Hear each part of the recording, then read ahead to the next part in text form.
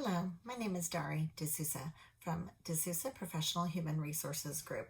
I'm a human resources consultant to partner with businesses to support leaders or support existing HR staff on site with various projects, training, issues, audits, etc. so you can get back to the business of doing your business.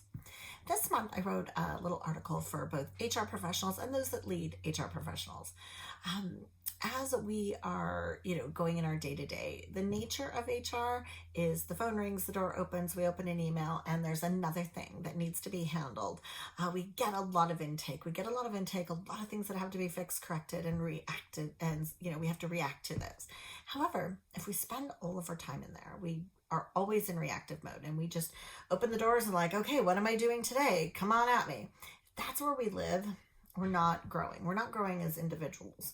We get mired in that HR task-centric mode of operation. And again, we got to do that. That doesn't ever go away. But how can we restructure what we do so we can have more time to think strategically?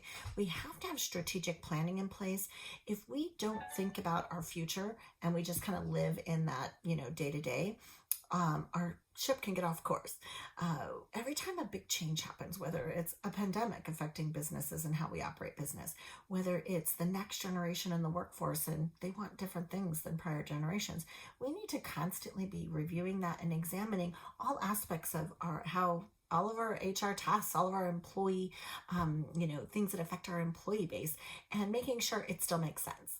So in this article, this is a great time. It's the end of the year. You're kind of wrapping up the year, thinking about next year. Instead of doing, New Year's resolutions, maybe make business resolutions, but not resolutions, business strategy and planning. So we can elevate and become HR business partners, become strategic thinkers, because really that's our role. Our role is to help guide the organization in all aspects of employment.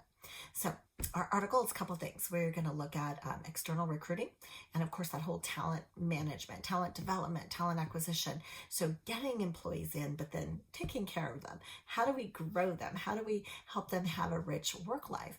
It's hard to get employees right now, and to do all the time and expense of getting them, and then 6 months later, they're just like, oh, I'm out of here. How do we take care of them so they have a better work environment and a great work experience, and they want to stay with us longer? So we want to look at that.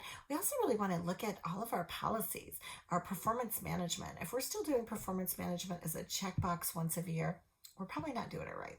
So policies, handbook, when is the last time we updated them? And do they reflect the current world, the current laws, the current needs?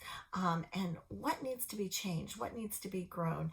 And then, of course, how do we look at employee engagement? This should be something we never take our finger off the pulse for employee engagement. If we do, we can really lose sight of things, and then we can get surprised when nobody likes working at our companies and they all take off for a competitor.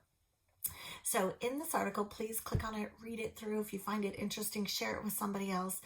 If you lead HR, it's still a good article. This can help you really open a good conversation of saying, hey, you do these things really great and I love them. And then how can we also look at some of these other things and become more strategic, more of that, HR business partner. So anyway, enjoy the article. And if you have any questions, please don't hesitate to reach out and let's talk.